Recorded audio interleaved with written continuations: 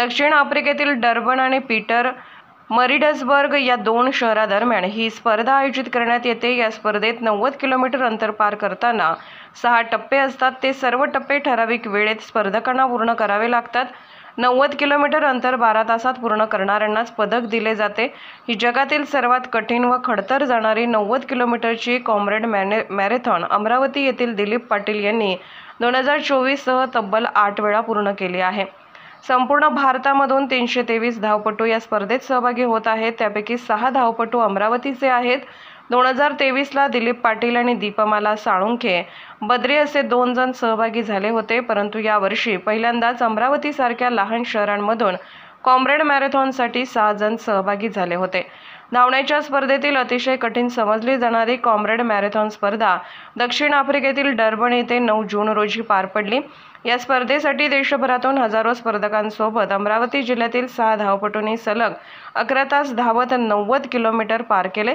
यात आंतरराष्ट्रीय ख्यातीचे प्रशिक्षक दिलीप पाटील यांच्यासह दीपमाला साळुंखे बद्रे, पोलीस निरीक्षक अनिल कुरळकर, अतिरिक्त कार्यकारी अभियंता मंगेश पाटील, पोलीस कर्मचारी राजेश कोचे, पोलीस निरीक्षक सतीश उमरे यांनी देशाचे नाव उज्ज्वल करत मेडल पटकावले। 2011 पासून कॉम्रेड्स मॅरेथॉनमध्ये सहभागी होत आहे आणि आतापर्यंत मी 8 वेळा ही मॅरेथॉन कंप्लीट केलेली आहे।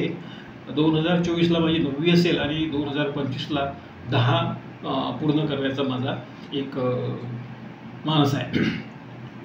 तर अमरावती रोड रनर्स हा जो एक मॅरेथॉनचा ग्रुप आहे, हा जवळपास 2020ला आम्ही सुरू केला। कारण अमरावती हाफ मॅरेथॉन जी सुरू झाली यामध्ये शहरामधून मॅरेथॉन रनर्स भेटावे हा यामागचा उद्देश होता की एक प्रॉपर सिस्टमॅटिक ट्रेनिंग जर लोकांना मिळालं तरच अमरावतीतून मॅरेथॉन तयार होतील। त्या उद्देशाने हा ग्रुप स्थापन करून त्या ग्रुपच्या माध्यमातून सर्व जो कोणी असेल त्याला मॅरेथॉनचं ट्रेनिंग देण्यात येतं आणि याबद्दल कुठल्याही प्रकारचं शुल्क आकारण्यात येत नाही। ज्याची इच्छा असेल तो या ग्रुपमध्ये जॉईन होऊ शकतो आणि आतापर्यंत या ग्रुपच्या माध्यमातून जवळपास 100च्या वर लोकांनी वेगवेगळ्या मॅरेथॉनमध्ये भाग घेतलेला आहे। म्हणजे मागच्या वर्षी आम्ही सातारा हाफ मॅरेथॉनला 80 लोक गेलो होतो, टाटा मुंबई फुल मॅरेथॉनला 23 लोक होतो। तर हा नंबर हळूहळू असा वाढतो आहे। त्याला कारण असं आहे की ट्रेनिंग, डिसिप्लिन आणि सिस्टमॅटिक ट्रेनिंग देण्यात येतं। त्याशिवाय ट्रेनिंगसोबतच न्यूट्रिशन काय म्हणजे तुम्हाला ट्रेनिंगमध्ये काय काय गोष्टी, फूड्स यामध्ये काय चेंजेस करावे लागतात, तुमच्या लाईफस्टाईलमध्ये काय चेंजेस करावे लागतात, ह्या सर्व गोष्टीचं त्यांना प्रशिक्षण देण्यात येतं। आता मी जवळपास 20 वर्षापासून मॅरेथॉनमध्ये आहे।